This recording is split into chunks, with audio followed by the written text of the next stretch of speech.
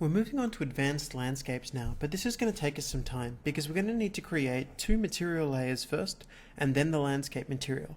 We're going to try and do this in conjunction with having an actual landscape, but it is still going to have a little bit of crossover between making the layers and making the landscape material. So let's begin. I'm actually going to get this and nuke everything that I've done. So I'm going to go File, New, and I'm going to use a default map again. I'm just going to delete this and go back to adding a landscape. And once again, I'm going to have the settings that I had before with 2x2 and 4x4 for the components. So add that and create. I'm also, once again, going to set my light source to mobile just for the sake of not having the lines on screen. And just very quickly, I'm going to paint in a bit of some hills, purely so I can actually have something to really look at and understand how it's all set up, so that as I'm doing my landscape, I can see how it looks on the assets itself. So just very quickly, I'm just going to add some sculpting in. Now, that'll do for the time being. And let's have one larger mountainy area over here that's in the distance. Oh, too much. Cool. That'll do. I don't mind too much. So I've got some flat areas to check it, some noisy areas to check it, and a big area to check it. Now, I'm going to delete these landscape layer infos that we had already created. And I'm going to keep simple landscape material just as a memory of all that could have been. And I'm going to go m_landscape_01. So this is going to be my landscape material. Now, how this is going to work is we're going to create a landscape that is going to have two sub-materials within it. So what I mean by that is it's going to have a grass layer and a dirt layer that are going to actually be made up from their own material layers. And I'll show you how this works. If you right-click next to all of this and we go to materials, we can create a material function. And I want you to call this ml_grass.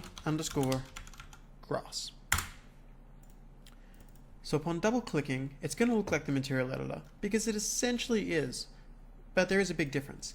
You'll notice that I'm no longer outputting to a standard material. Instead, I'm just outputting to a result. And this is essentially a way for me to create my very own material nodes, which is pretty cool. So what I'm going to do is I'm going to create a dirt layer to begin with. So to do this, I'm going to hold down T and I'm going to left-click. And this in the texture is going to be set to the dirt texture that came in the Infinity Grasslands pack. So T_dirt. So there you can see we have a basic dirt texture. Next up, I'm going to hold down T, and this time around what I'm going to do is plug it into the normal for the dirt. Now if I wanted to plug in the diffuse and the normal into the result, I couldn't, because right now I don't have the standard color and roughness and normal and all of those inputs that I would usually have. Instead, I just have a single thing. But that's okay, because what we can do is we can drag off of this and type in set material, and you'll see that we have set material attributes. Now this looks like it has a single input, but this is where this is quite cool. If I go over to here and add an element, what I am actually able to do is add pins that create a material. So I'm going to add a base color, I'm going to add a roughness, I'm going to add a normal. So you can now see that we have 3 pins that would act as if they were one large make material attributes node. So if I plug this into base color, you can see now that it's applying it as if it was the base color on a standard material. Next up, I'm going to plug this into normal, and you can now see that we've got that happening too. However, we do have a bit of an issue with our dirt, and that is that we need to be able to set the roughness on it. At the moment, there's no value being set. And yeah, I could just plug a number into it, but that's not really where we want to end up on. What I ideally want to have is a roughness that is less, that is more rough around the dirt and a little less rough around where these rocks are, so we can get a little bit more of a shine on them. So how do we do that?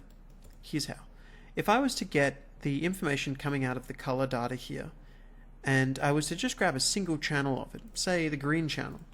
So if I got this, and I was to then look at it, I'm going to multiply it by a value of 1, which means it'll be just the channel. I'm going to start previewing that node. This is what I can see. You'll see that the rocks are highlighted as a grayer color than the dirt, which is a darker color. Now what we can do here is quite cool. We can get this and we can multiply it by, say, 3, just as an example. And in doing so, the brights got brighter, and yes, the darks did too, but if we use this in conjunction with a clamp and what's called a power node, we can create some very interesting effects from just pulling data out of the color data that's here. What I mean by that is, so at the moment, if a value was equal to 1 on the green channel, it would now be equal to 3, because I've multiplied it by 3. However, if I clamp this, if a value was equal to 3, it's now only equal to 1, because it doesn't let the value go above the max or below the minimum. Now why did I do this? I did this because I'm now going to use what's called a power node, and these are really useful nodes, because what they essentially do is they get the data coming in, and for each pixel they do a power of function on them. And what that means is, if you think about how this works, 1 to the power of 2 is equal to 1. However, 0.5 to the power of 2 is equal to 0.25, which means the lower a number is, when I power it, it's going to actually approach darker, while the lighter values are going to stay within a lighter range. So if I preview this, you can now see that by doing a power of, the rocks have stayed reasonably white. However, the dirt itself has gotten much darker. So this allows us to then create a blend between the dirt and the rocks that sets up the two roughness values that we would want to have here. So all I need to do that is add a linear interpolate, which allows us to blend between two values using an alpha value. So if I plug this in, at the moment it's blending between 0 and 1, so it's going to be exactly what we just saw. However, if this was to blend so that the dark dirt was equal to a value of 0.95, and the rock, on the other hand, was equal to a value of 0.5, you can see now that the rocks are going to be significantly smoother and the dirt's going to be quite rough. So if I plug this into my roughness value and I go to previewing the output result again, you can now see that we have a much rougher rock surface, but the rocks themselves, a much rougher dirt surface, but the rocks themselves can have a little bit of a shine. And if I go back to this lerp, I can actually change those values around. If I set that to 0, for instance, it's a bit more apparent. You can see that those rocks are they're getting that quite a shine as the light hits them directly. You can see it mostly on this one. But for the time being, I really am thinking that a value of about 0.4 is probably going to be fine. And that's going to be a good base for us to create a dirt material. Now, this is the initial setup that we have for one dirt layer, but there's a bit of a problem that we have, and I'm going to show you what that is. If I was to get this material that we've just created, which I called ML Grass and I just realized was meant to be ML Dirt, that's okay. Let's just rename this. I'm going to go to ML Grass and I'm going to rename this using F2 to ML Dirt. If I go into my landscape and I add the dirt layer, so to do that I can go here and then just get the dirt and drag it into it. You can now see that dirt is outputting a result. Now I can't plug this in at the moment. However, if I go to this node within the properties that says use material attributes, this allows me to plug it straight in and create the dirt material plugged into here. Now this is going to have a couple of big issues when we first set it up, and I'll show you what those are. So I've got my advanced landscape. I'm going to drop it onto here. Sorry, you can't drag and drop. I'm going to click here and I'm going to set the landscape material to be my landscape. Now, this is going to be applied to here.